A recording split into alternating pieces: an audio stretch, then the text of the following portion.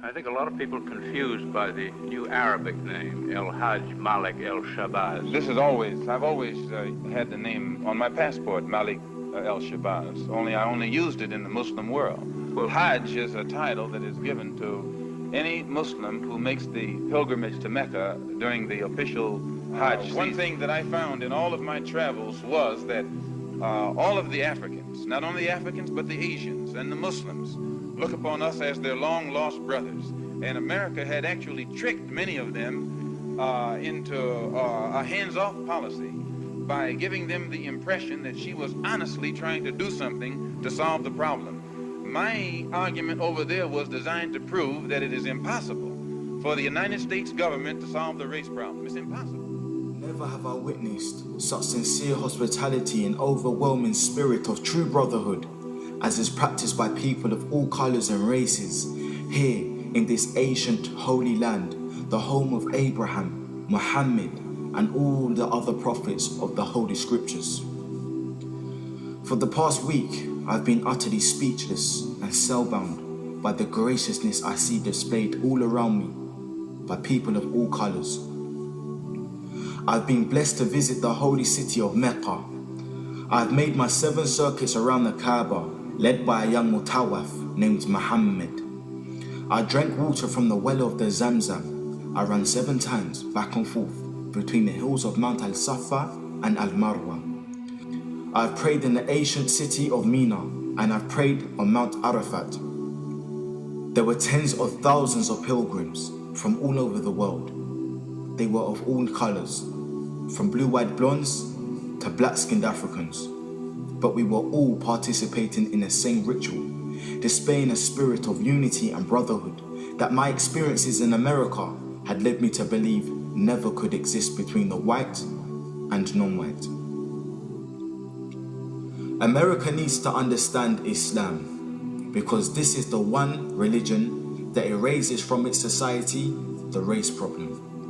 Throughout my travels in the Muslim world, I have met, talked to, and even eaten with people who in America would have been considered white, but the white attitude was removed from their minds by the religion of Islam. I have never before seen sincere and true brotherhood practiced by all colors together, irrespective of their color.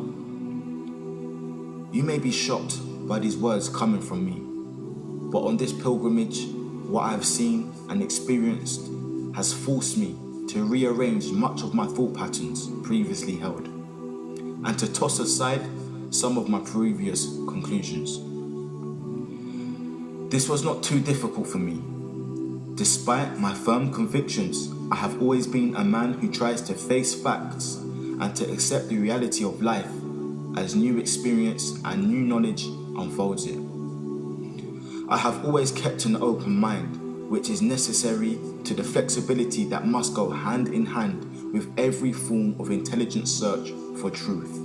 During the past 11 days here in the Muslim world, I've eaten from the same plate, drunk from the same glass, and slept in the same bed or on the same rug, while praying to the same God with fellow Muslims, whose eyes were the bluest of blue, whose hair was the blondest of blonde, and whose skin was the whitest of white. And in the words and in the actions and the deeds of the white Muslims, I felt the same sincerity that I felt among the black African Muslims of Nigeria, Sudan and Ghana. We were truly all the same brothers because their belief in one God had removed the white from their minds, the white from their behavior, and the white from their attitude. I could see from this that perhaps if white Americans could accept the oneness of God, then perhaps too they could accept the reality, the oneness of man, and cease to measure and hinder and harm others in terms of their differences in color. With racism plaguing America like an incurable cancer, the so-called Christian white American heart should be more receptive to a proven solution to such a destructive problem. Perhaps it could be in time to save America from imminent disaster. The same destruction brought upon Germany by racism that eventually destroyed the Germans themselves. Each hour here in the Holy Land enables me to have great spiritual insights into what is happening in America between black and whites. The American Negro never can be blamed for his racial animosities. He is only reacting to 400 years of the conscious racism of the American whites. But as racism leads America up to the suicide path, I do believe, from the experience that I've had with them, that the whites of the younger generation in the colleges and universities will see the handwriting on the walls, and many of them will turn to the spiritual path of truth, which is the only way left to America to ward off the disaster that racism inevitably must lead to. Never have I been so highly honored. Never have I been made to feel more humble and worthy. Who would believe the blessings that have been heaped upon an American Negro?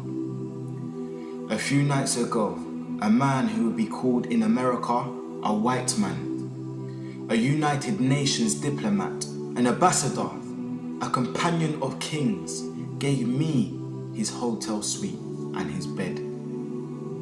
Never would I have even thought or dreaming that I would ever be a recipient of such honors. Honors that in America would be bestowed upon a king, not a Negro. All praise is due to Allah, the Lord of all the worlds. Sincerely, Al-Hajj Malik Al-Shabazz, also known as Malcolm X. So Malcolm became Al-Hajj Malik Shabazz, who made Tawbah. He took his Shahada. He performed his Hajj. He said, on my way back from Mecca, I visited 7 countries, and the CIA, and the FBI, and the International Interpol Police, and others plotted to try to kill me at least 5 times. You don't have to ask yourself why they were plotting to kill this man. If I recall, I pointed out that while I was at Mecca making the pilgrimage, I spoke about the brotherhood that existed at all levels and among all people who were there on that Hajj, who had accepted the religion of Islam. And I pointed out that for what it had done, what the religion of Islam had done for those people over there, despite their complexion differences, that it would probably do America well to study the religion of Islam, and perhaps it could drive some of the racism from this society as it has driven racism from the Muslim society.